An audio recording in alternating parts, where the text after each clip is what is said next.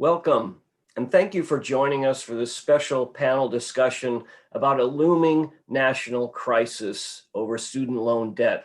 My name is Paul Grondahl. I'm the director of the New York State Writers Institute at the University at Albany.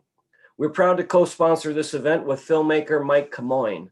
Mike is at work on a documentary titled Scared to Debt about the untold story of how the US government, the higher education industry, and a predatory lending system responsible for skyrocketing student loan debt, which in 2020 surpassed a record 1.6 trillion, that's trillion, owed by 45 million borrowers in the United States.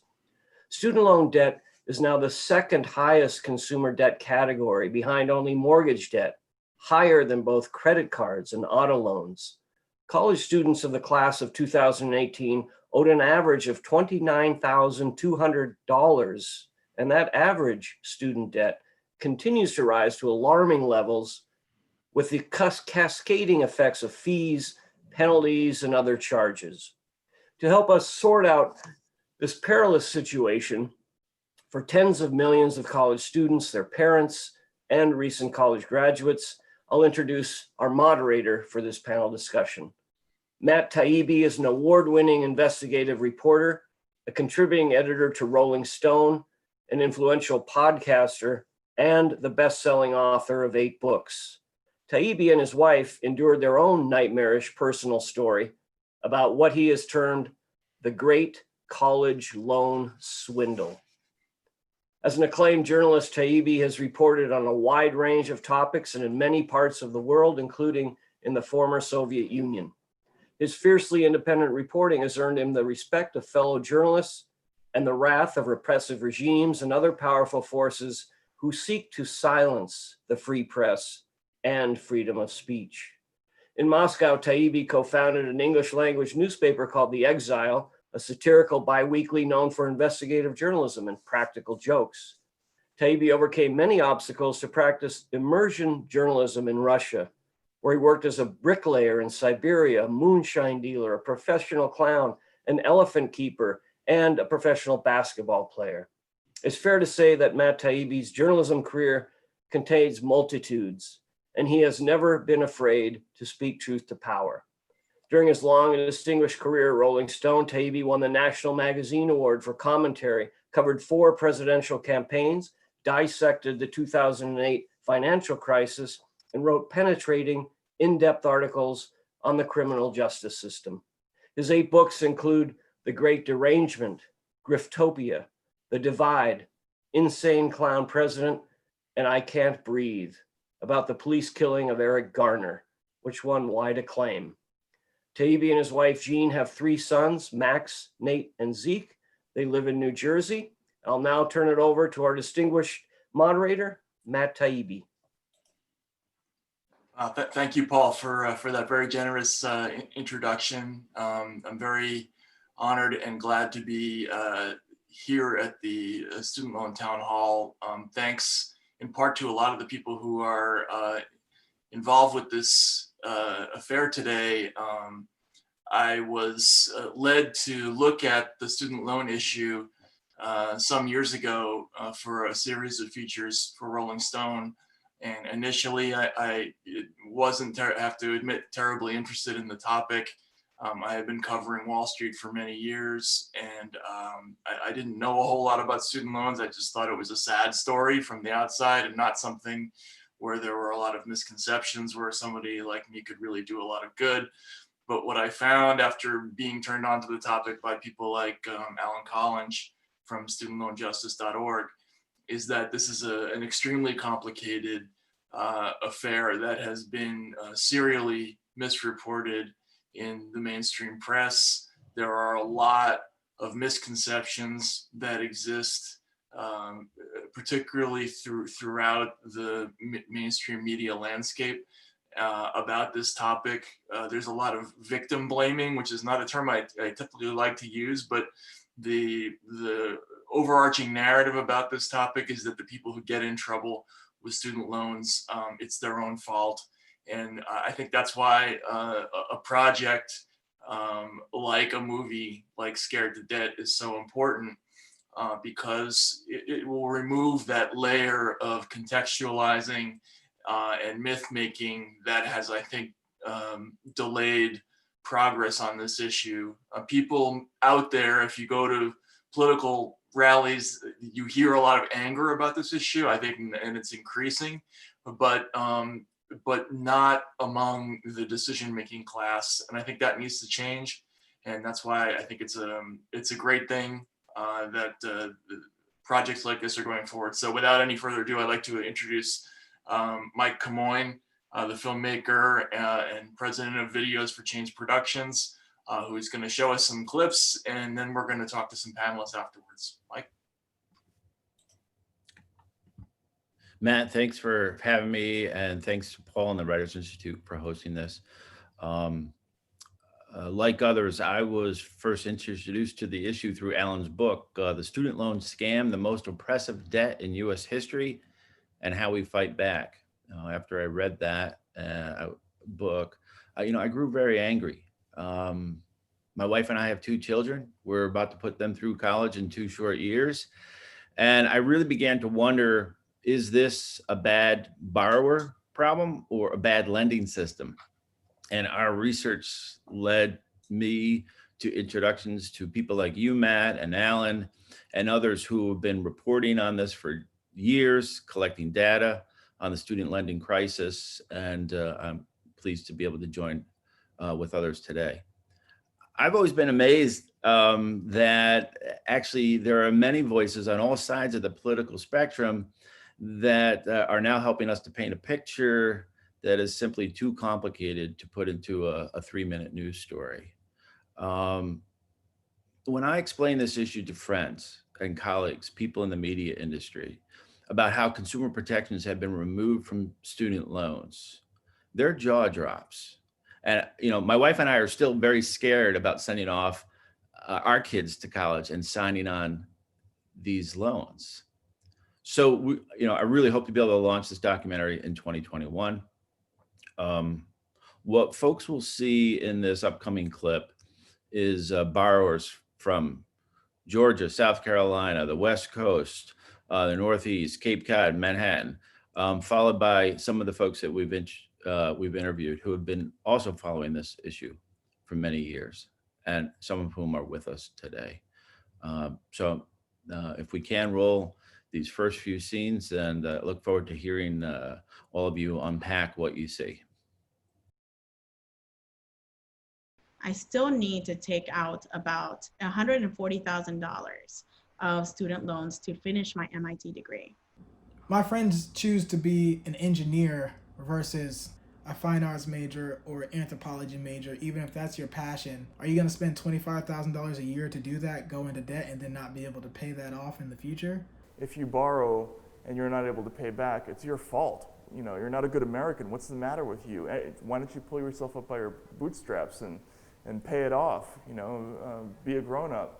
But it's not that simple. It's much more complicated than that, and it's much more predatory than that. The more they baffle and bamboozle and confuse and lose paperwork and confuse the borrower, turns out the more money they make. Well, my application was denied because my spouse did not sign the form. My imaginary spouse. I did not have a spouse. Why? Because if you do not get your application approved, they can take all of the unpaid interest and then tack that onto your principal loan balance. I just got off the phone with Navient. I signed off on the agreement, and then they're saying, well, it's not a finalized agreement, but they charged me. 30 years after the original signing of this loan, that $20,278 is now $136,000, with the current estimated payback of $212,000 next to my name. I'm 69 years old. The loan will die when you do. I would hate reading that on those bills. I mean, that's like slavery.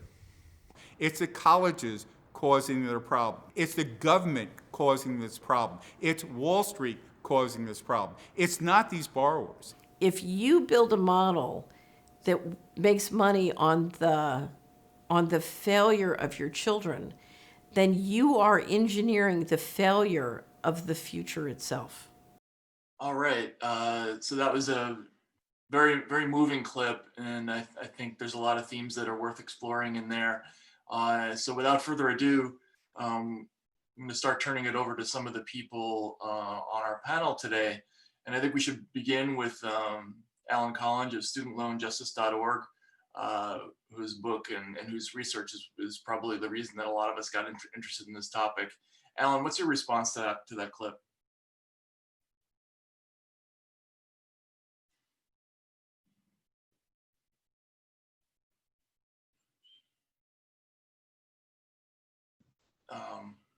Well, thank you very much, Matt.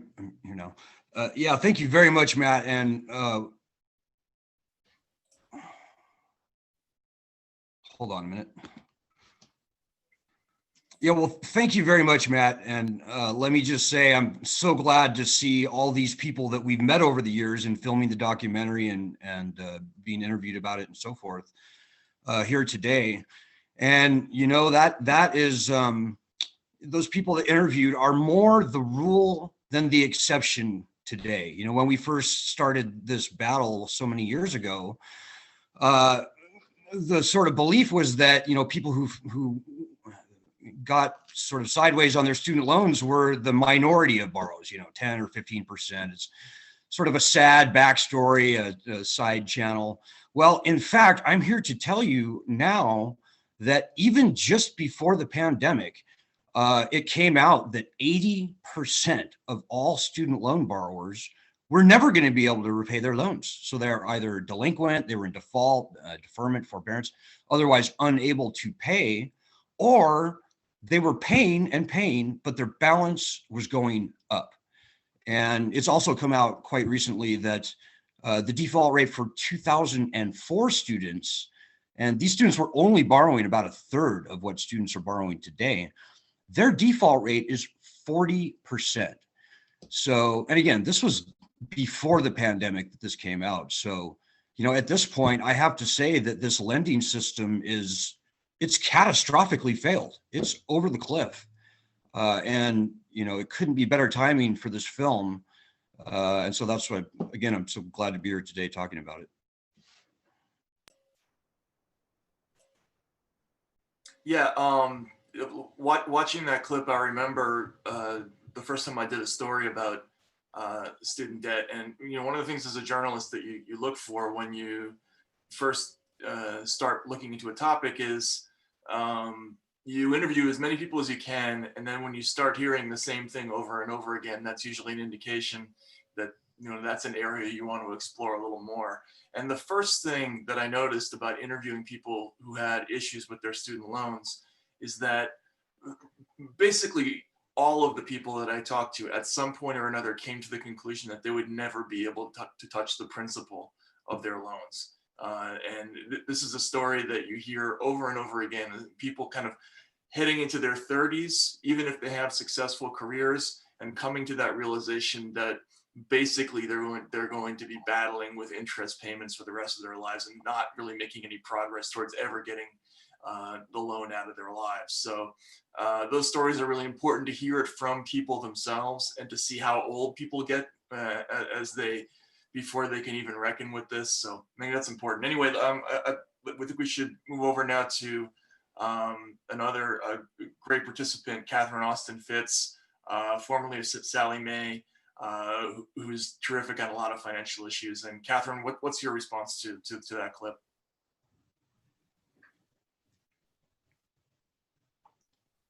Okay, can you hear me?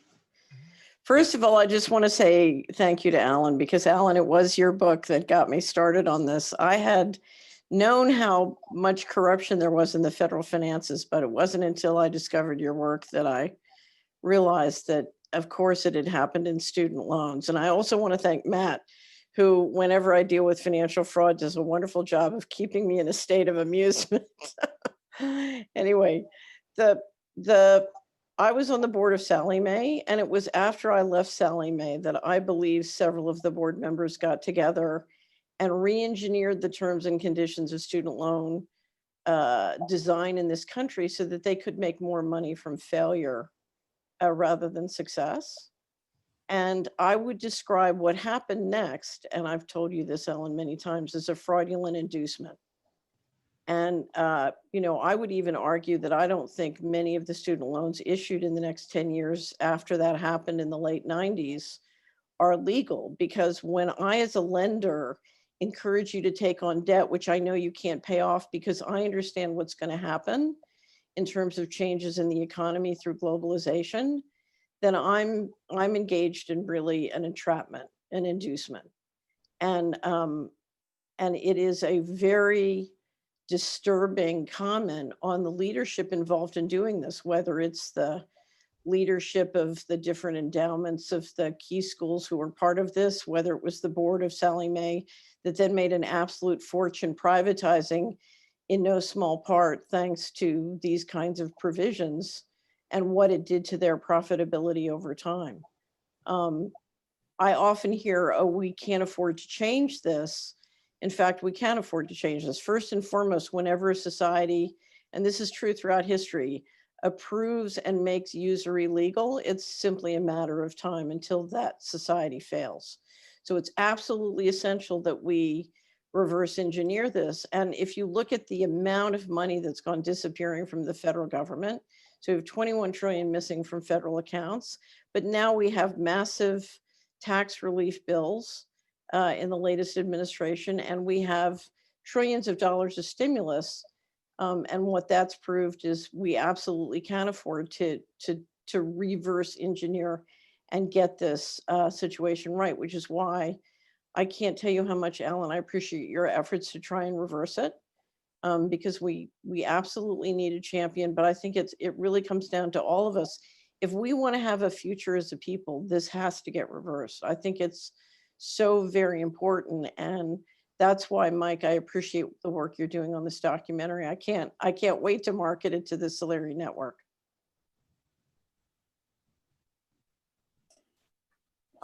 Thank you, Catherine. That was great. And for another reaction, I think it's we can turn it over now to the executive producer of Scared to Dead, who also Tom Borgers, who's also been recognized for his work on the Financial Crisis Inquiry Commission. And this is someone who has a lot of expertise in this area of financial corruption.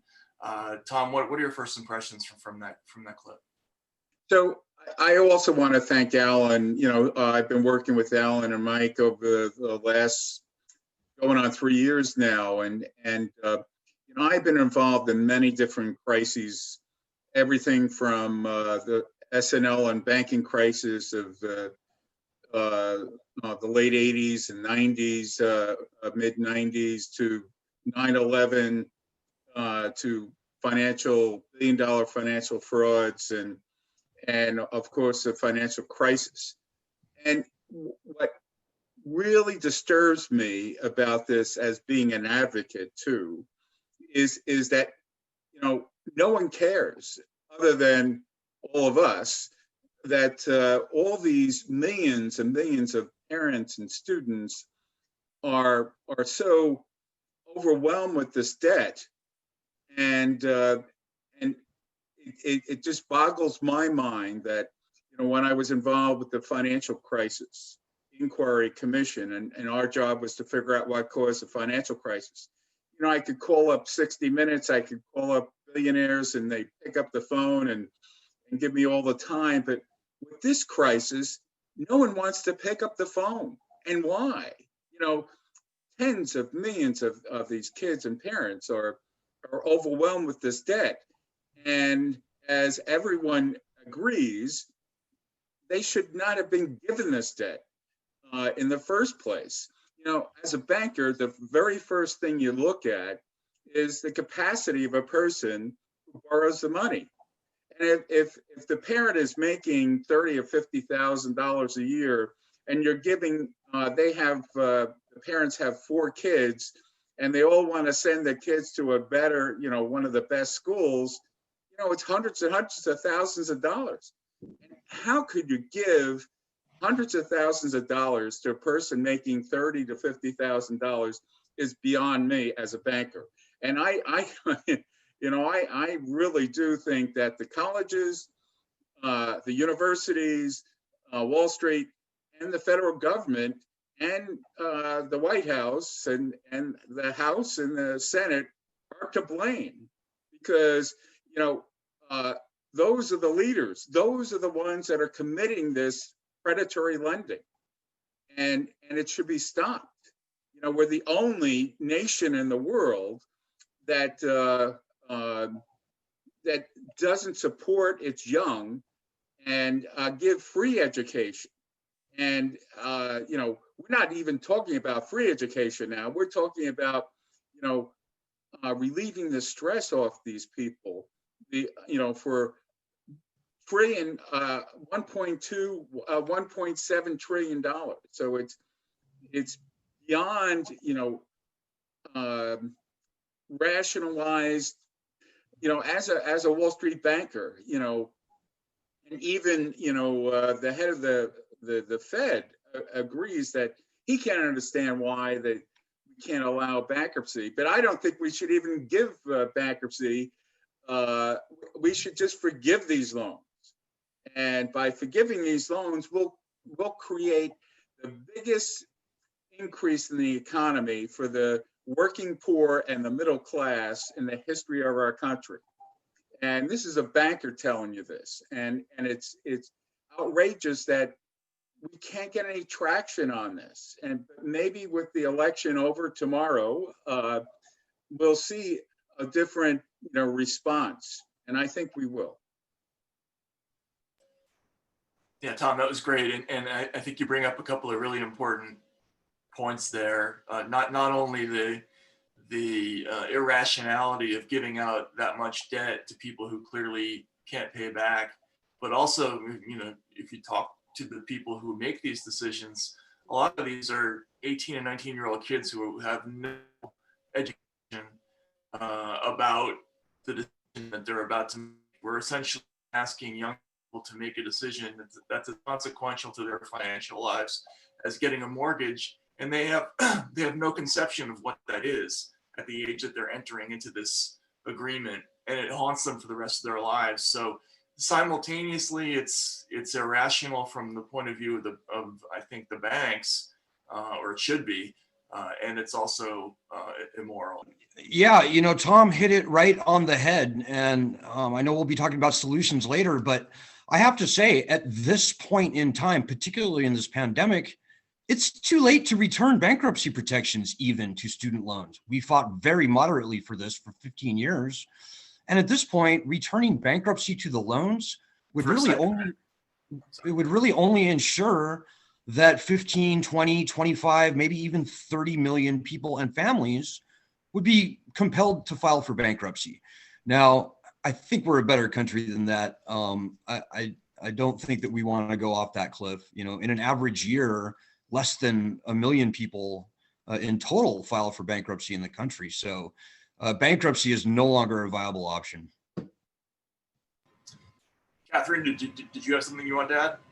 So I agree with everything that Tom and Ellen have said. I would return bankruptcy to new loans. I would wipe the existing loans off the book. And I would make sure that there's no tax liability for the wiping of those existing loans when you do it. So you need tax provisions here too, which makes the legislation a little more complicated. If you look at the stimulus or other financial fraud that's been going on in the federal accounts, this is a tiny cost relative to many of the other sort of monies that have been thrown around and flying around. So this is something we absolutely can afford, and there's no reason not to do it. This is straight politics. Do we want our kids to be basically serfs, or do we want them to be free? That's the issue. I worked in Congress for almost a decade. One of my first bosses said, the first rule in politics is never fix a problem until all your voters know that it's a problem. You have people at the Department of Education and people in Congress who look at student loans and throw up their hands and say, it's just too much. We can't do anything for you. The way you beat organized money and organized corporations is with organized people who know how to focus their votes on 535 members of Congress and turn them around so they represent the American people.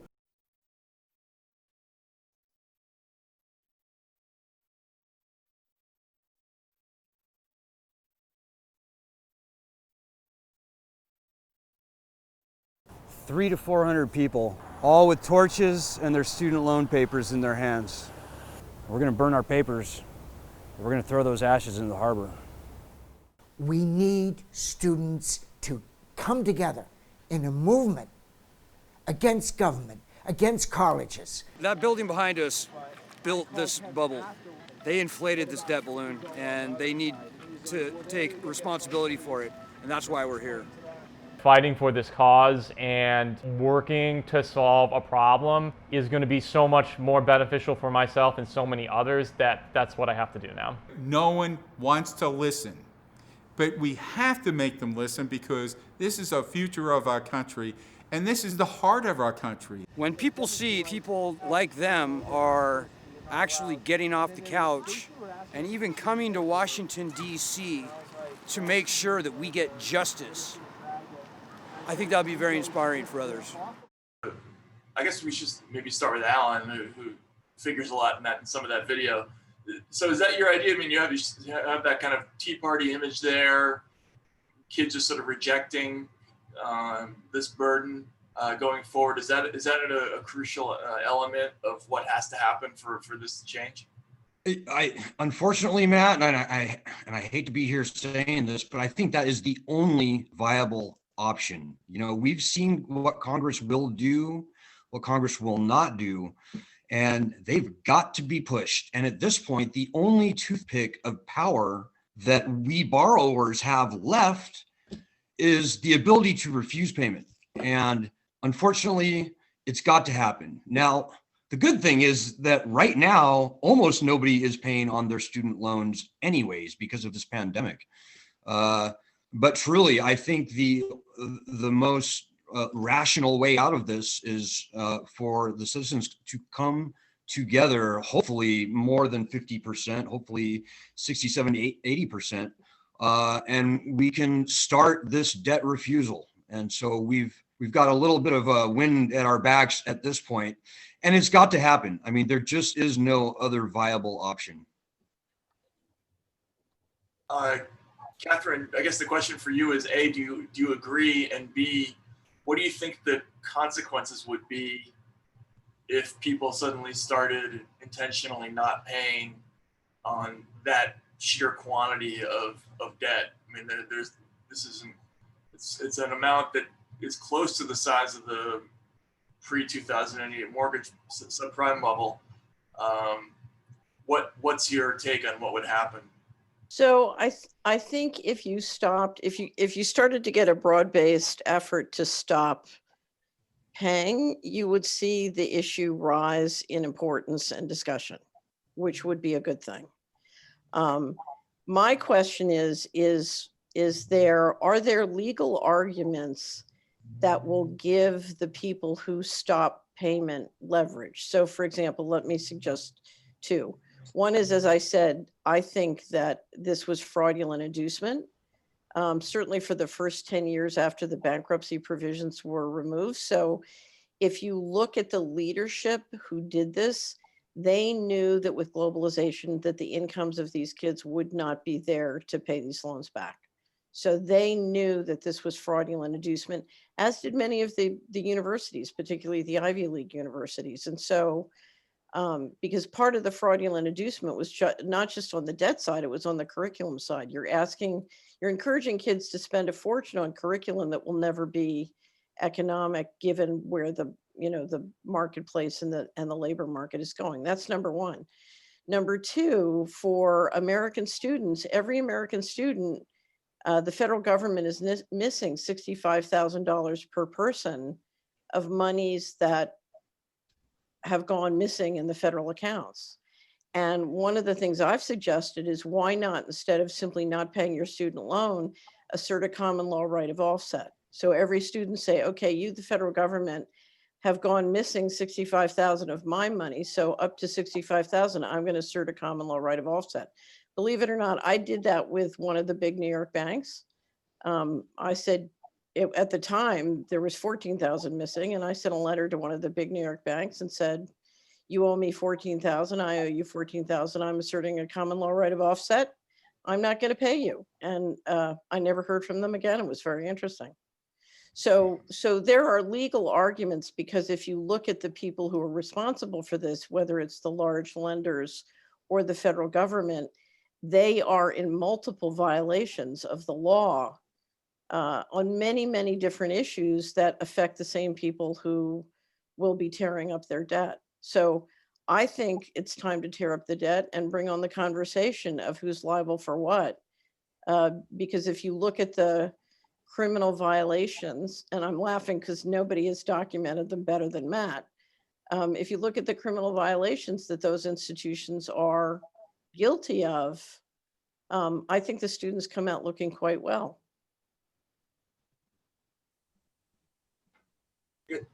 Tom, what's your response to this? I mean, I'm assuming we can predict what Wall Street would say in response to a campaign to forgive student debt or any kind of news story that would suggest that kids shouldn't pay back their loans.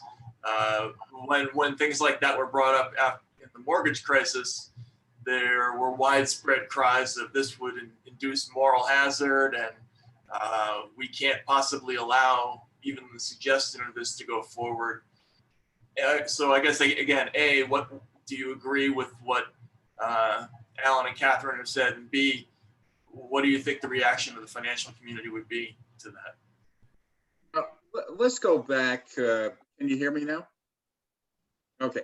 Let's go back to the financial crisis.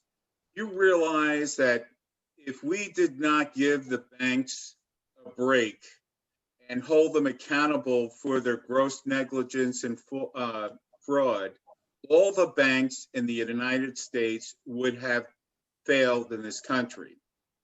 So we gave them a free handout, and no one talks about that.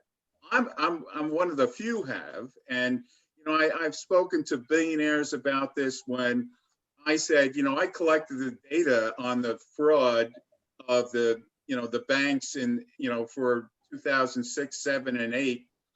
And I said, there's enough fraud and gross negligence here that we could close all the banks in the United States, all the major banks.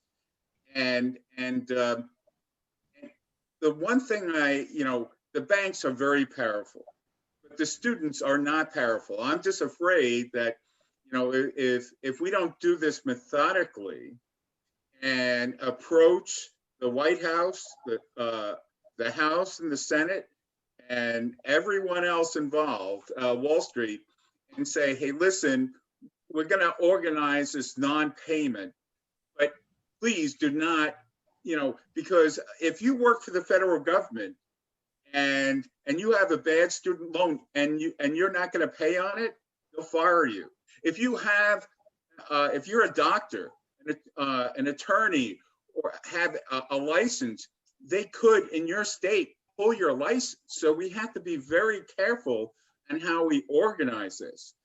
And I think once, hopefully the new administration and the new Department of Education and Wall Street will listen to reason, but we have to be careful with the lives of the students, the parents, because if we do it and just say, hey, listen, just don't pay your loans, there could be repercussions, for these people forever, because I can tell you, other than a few people in this country who can get away with not paying their debt, students can't get away with not paying their debt. You're going to hold them, put their feet and their whole bodies in the fire. So we have one more clip we're going to take a look at. I think we are facing a student loan crisis in America. We don't allow student loan debt to be discharged in bankruptcy. Right. I'd be at a loss to explain why that should be the case. You're taking it from a legitimate business and operation to a scam. I mean, that's like slavery. It was when I was in the research office that I brought to the attention of Congress fraudulent claims. This is the big ugly secret. They make more money if you don't pay back the loan. I talked to people who are, of Social Security collecting age, and it took them that long to figure out that this was a scam. This letter claims she owes the U.S. Department of Education $224,414.50. The federal government has become the most predatory lending institution in the country. I regret ever co-signing that federal student loan. I've now learned that I'm one of 44 million people. The top student loan watchdog has submitted a resignation letter writing that the Bureau has abandoned consumers. Colleges get all of the benefit and none of the risk. There's no one who really takes the side of the borrower and says, we are going to solve this problem. We should not have suicide from student loan debt. How is it that America is allowing this to happen? Fox News needs to be covering this. Where's that guy out there? Student loan. And we got the message. There's no bankruptcy protection. There's no statutes of limitations. $1.6 trillion student loan debt. The moment students mobilize, getting politically engaged, you will see the media report on this, because the media covers power. You picked a bad day for this. Hey, we're diehards. We love this. We like the guy who falls and starts over. Let's not take that away from these kids who gambled wrong on their education.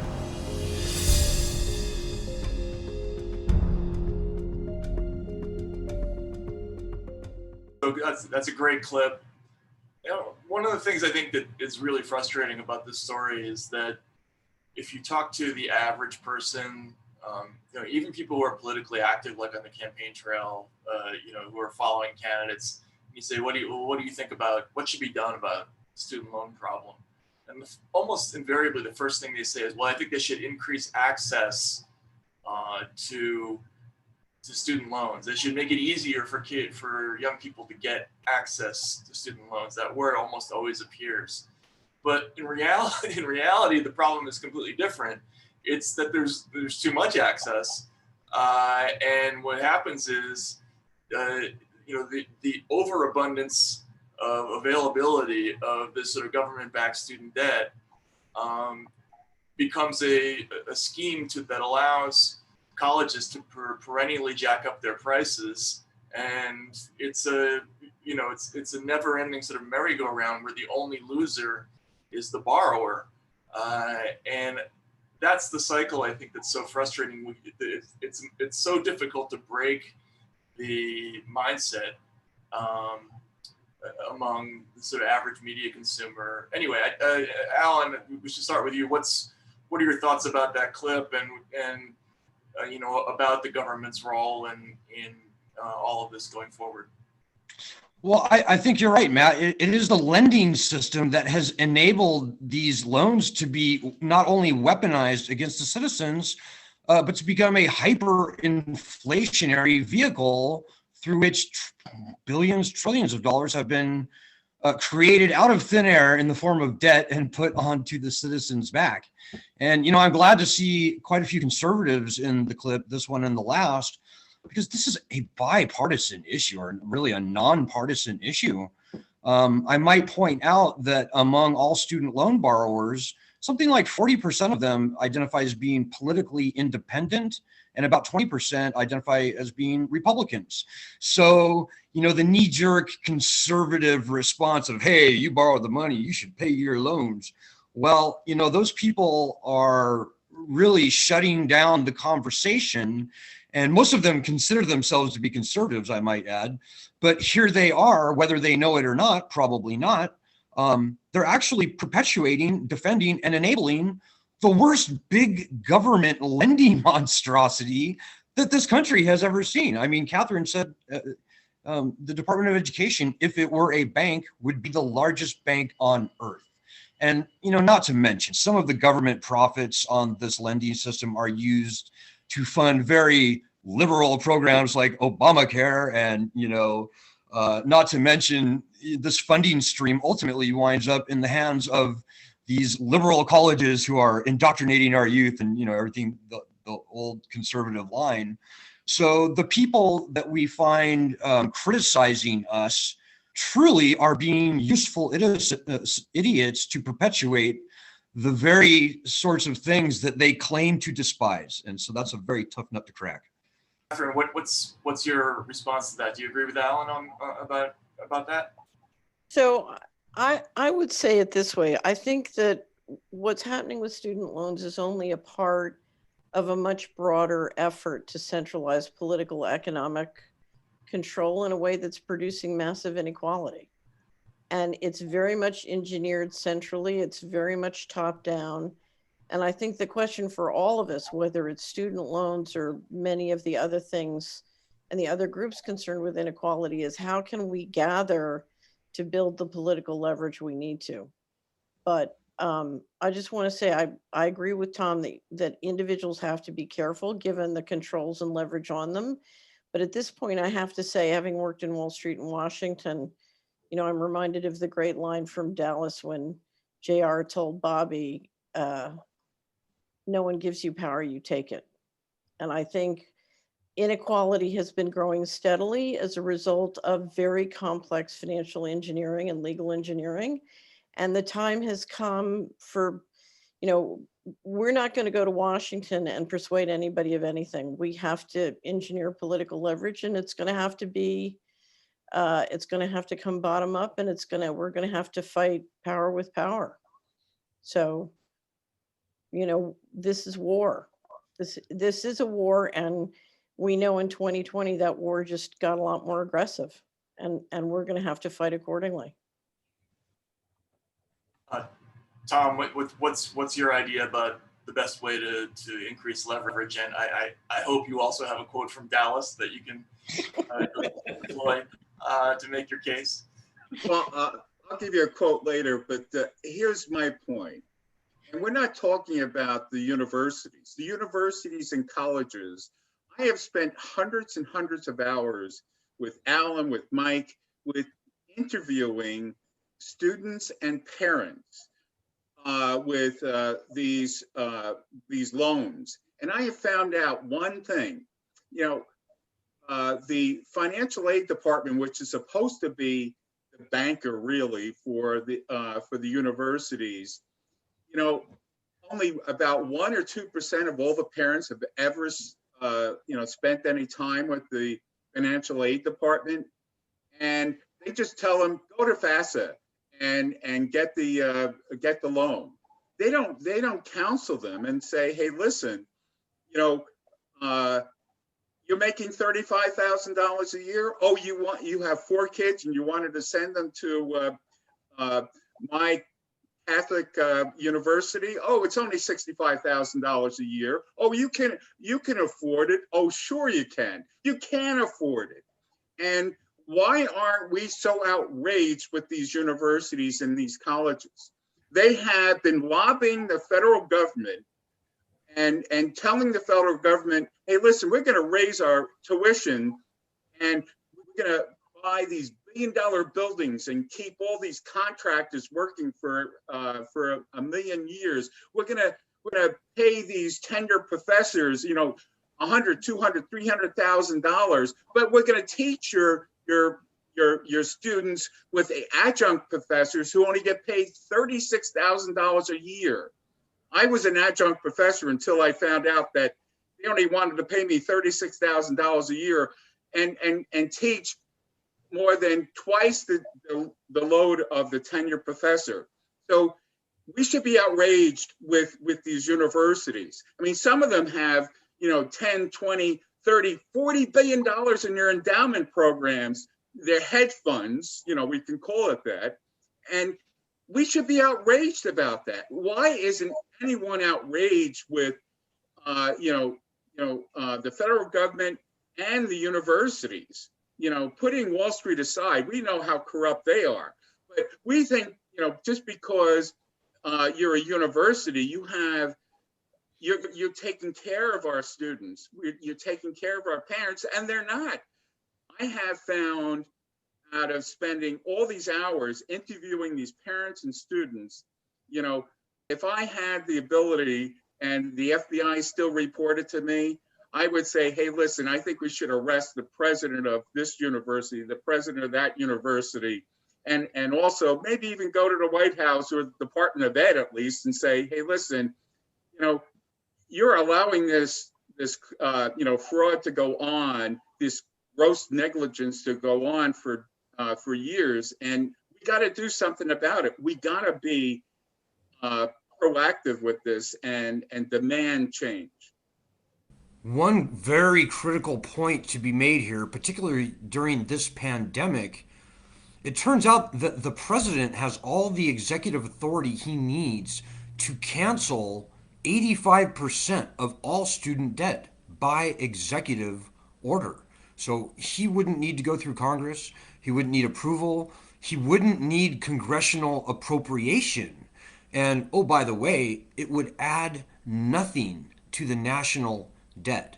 So in this time of pandemic where we're throwing 500 billion, a trillion maybe dollars out in the form of PPP loans, which don't need to be repaid, by the way, and which all add to the national debt, you know, there simply is no better way to stimulate the economy. I mean, really, as far as fiscal stimulus is concerned, this is the low-hanging fruit on the tree. I mean, there's no easier, cheaper, better, I would say better targeted way to stimulate the economy. You know, make no mistake, the Department of Education is out there. They have no desire or intentions of canceling any loans. You know, they make their living off not canceling loans.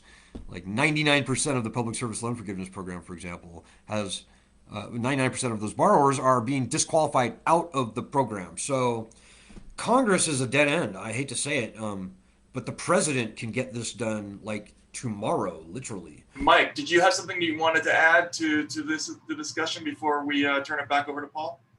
Thank you, Matt, for moderating, and thank you to all the speakers. I wanted to just run through some things that I heard from Catherine, her suggesting forgiveness on the past loans, but including bankruptcy in a solution. I think that's really great, and it certainly helps me and my wife when we go to sign on these student loans, and it helps millions of other families. So I like that as a solution. You know, Alan, I've known you for 3 years, and you've never wanted students to burn their loans. You were always looking for a solution. You're always looking for a conservative solution, the return of bankruptcy, consumer protections, things that are found in the U.S. Constitution.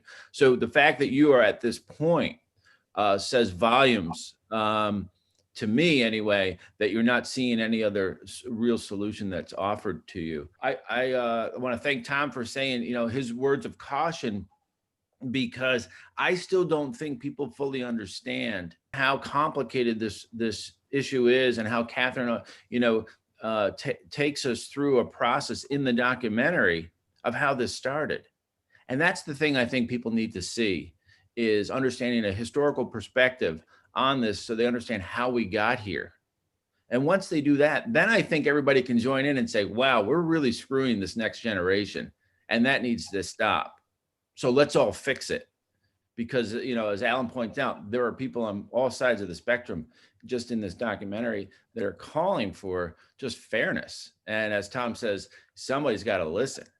Otherwise, we are backing a generation into a corner. I just want to applaud Paul and the Writers Institute, which loves education, you know, and here we are finding that, you know, universities are responsible, and they need to step up. So for the bravery to the Writers Institute for supporting this conversation, I hope that, you know, it can lead to people finding interest in this documentary. They can support us, support the completion, so we can tell a complete story and go even further in depth. You could tell that these folks love this subject and are passionate about and care about America and students. And we hope that our documentary can do the same thing. I really appreciate the passion of this panel, the expertise.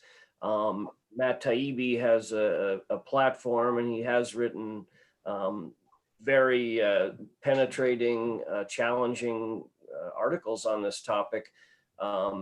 I'll say, as somebody who's at a state university, some of those, you know, criticisms hit close to home. I do think a public education, particularly SUNY system, has community colleges, is a value in the landscape of higher education. But no, nobody's immune from Tom's point at the adjunct system, and this kind of second tier system of employment has been a big issue, underreported for a long time. I think Ralph Nader, you know, as a veteran of so many important causes and movements, when he said the media covers power, And the only way you're going to get attention is to show the power of students. You know, students have led the spring uprising in the Middle East. They've led Occupy Wall Street. They've led Black Lives Matter. They've led civil rights movement. You know, throughout history, these groundswell movements are what get change. It's very hard to get, you know, the lawmakers to make change unless they hear it from their constituents loud and constantly. And I think this film, Scared to Debt, is a great opportunity to raise that awareness and to build that kind of momentum. And I think all of you being part of the film and taking time to participate in this panel discussion can start bringing some sense of relief, hopefully, for these millions of students and parents. I think they do get the message when their first paycheck, such a big chunk, you know, goes to paying this student debt, and they never catch up. It reminds me, I'm a journalist as well. I've written a lot about these rental furniture companies and these paycheck companies that are predatory lending, and you never get, you know, to chip away at the principal. You just keep getting fees and fees and fees. There is an element of that in this industry. And, you know, there's a time for reckoning coming on many issues in this society, and this is one of them. When you look at those numbers, they're staggering, and I think there will be a movement, and Mike's film will bring a lot of attention and give voice to the people. I mean, that image of Alan out in the driving rain, you know, with this message, you know, that was powerful, and I really look forward to seeing the completion of the film. We will show it at our Albany Film Festival, and hope you're able to finish it soon, Mike. But thanks everyone for being part of this. And the Writers Institute always looks to present voices all across the spectrum, regardless. You know, it takes some tough swings at higher education, and we will accept that, and we'll have this conversation and hopefully be part of the change that will be coming. Thank you, Paul.